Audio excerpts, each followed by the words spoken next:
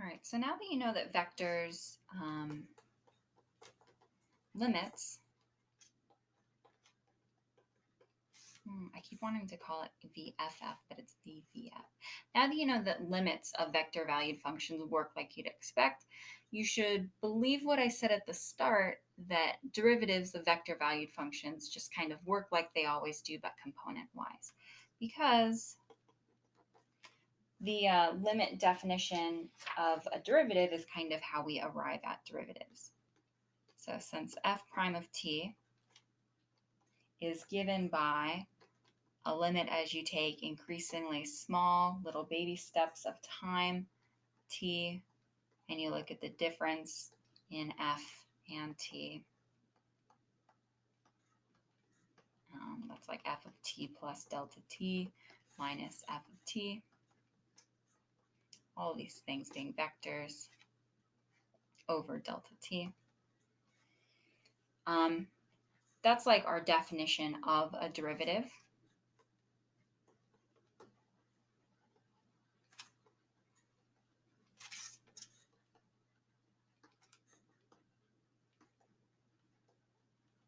Makes sense that derivatives work like you would expect.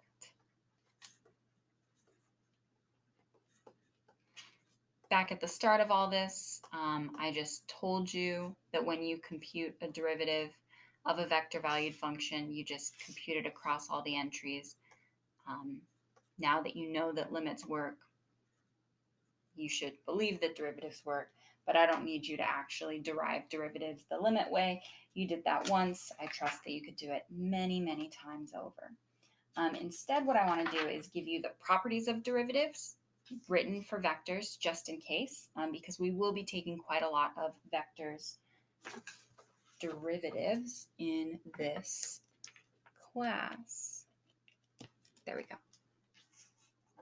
Okay, so the properties are the standard linearity, that the derivative of alpha f plus beta g for vector valued capital F and capital G is just going to be alpha derivative plus beta derivative for any constants alpha and beta. And then your product rule is going to work for scalars. So if we've got that we want to take the derivative of some lambda t times f of t, that's just going to be lambda prime of t f of t plus lambda of t f prime of t. Kind of the same way if you had like f of t times g of t scalar functions, you would use that product rule. And there's going to be vector product rules as well. I'm going to write it for dot products, and then I'll just replace it with cross products again. You can go ahead and guess in advance what it's going to be. It's going to be that we take the derivative of the first one dotted with the second one, and then we add on the first one dotted with the derivative of the second one, just like that. And then it's the exact same way for cross products, so I'm not gonna, oh gosh, I should make that smaller. I'm not gonna write it again.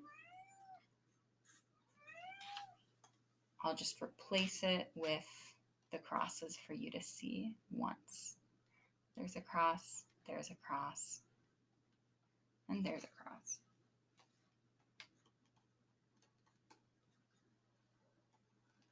Both of them will follow the same rules.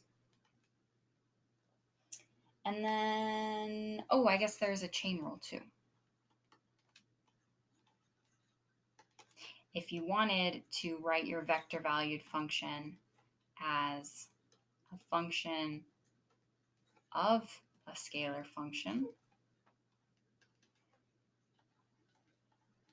then this is just going to be f prime of that scalar times that scalar's derivative. Same way as the chain rule works for non-vector valued functions. Again, I'm going to write all those things out so that you have them if you just want to like be reassured that those facts are true, but hopefully they feel true to you based on what you know of derivatives. And I'm not going to show you a bunch of examples that demonstrate those things actually work. You're welcome to do that if it's interesting to you. We're going to go ahead and define a couple other things related to derivatives, though.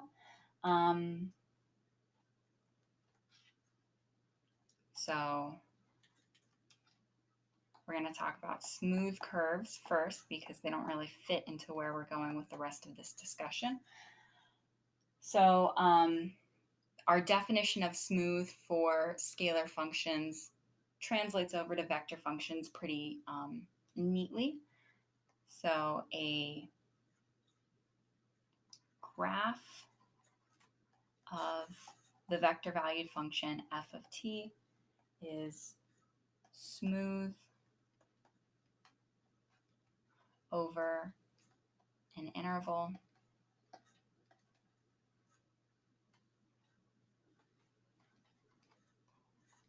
if its derivative is continuous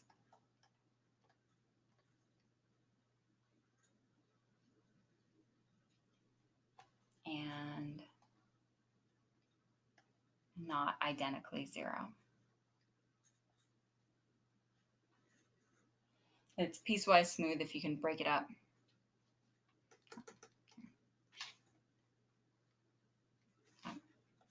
We'll do like that. Just so that you know what I'm talking about. It was kind of unclear to just say it. And it's piecewise smooth when you have different pieces that are smooth. The rules that we use later on in the semester kind of about different types of integration properties are going to just require that vector fields be smooth. So that's why we say this thing right now.